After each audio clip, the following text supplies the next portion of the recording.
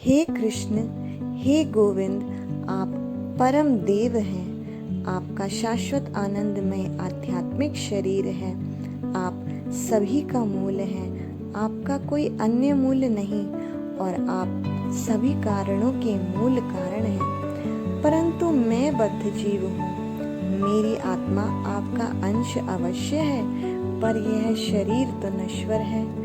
हे आनंद की प्रतिमूर्ति, हे श्री हरि, आपका ये भौतिक संसार ऐसी रचना है जहाँ श्वासों के संग चलता जीवन फिर भी सरल है, लेकिन श्वासों की गति धीमे होते होते उनके रुक जाने का वह समय इस बद्ध जीव की कल्पना से भी परे है। हे मुकुंद, हे अनंत, इसलिए मैं आपके पावन चरणों का आश्रय लेती हूँ। मुझे अपनी शरण में लीजिए प्रभु। मैं इस मृत्युलोक में आपकी विस्मृति के कारण दुख में, पीड़ा में अश्रुपात करते हुए आई और जीवन भर इंद्रिय तृप्ति, मोह, क्रोध, प्रपंच से अपने अमूल्य मनुष्य जीवन को क्षय किया। परंतु हे द्वारकानाथ, मैं आपके चरण कमलों में नतमस्तक हूँ। हे प्रभु, मेरी हृदय की करुण पुकार को स्वीकार करो। मेरी विनम्र विनती है कि यह जीवन जो मेरे कर्मों से मुझे सुख और दुख की अनुभूति करा रहा है, मेरा अंतिम समय आने पर पूर्णतः आपकी पावन स्मृति हो। इस संसार की और किसी भी प्रकार के मोह की मुझे तिनके भर की भी स्मृति ना रहे।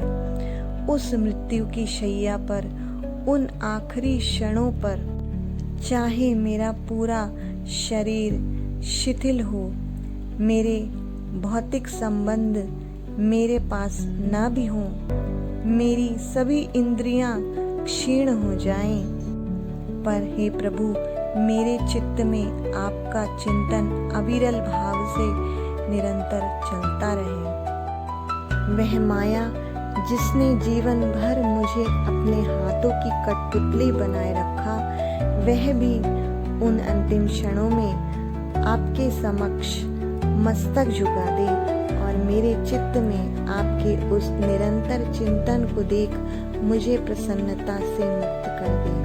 हे भक्तवत्सल श्री हरि, हे जगन्नाथ, हे जगत गुरु, मैं इस जीवन के महासागर में भले ही गोते लगाने के कठिन प्रयास में थक जाऊं, विषैले नाग रूपी द्वंद्वों से घिरी रहूं, पर मेरा मन आपके स्मरण में ऐसा विलीन रहे कि मुझ पर उन आपदाओं का कोई प्रभाव न पड़े। इस जीवन काल में मेरी तैयारी ऐसी कुशल हो कि मैं आपकी अपार कृपा से उस अति दुर्जय परीक्षा भी प्रसन्नता से पारित कर पाऊं। इसी विनम्र प्रार्थना से, हृदय की गहरी पुकार से मैं आपको अपना समस्त जीवन समर्पित करती हूँ। मुझे स्वीकार करो प्रभु,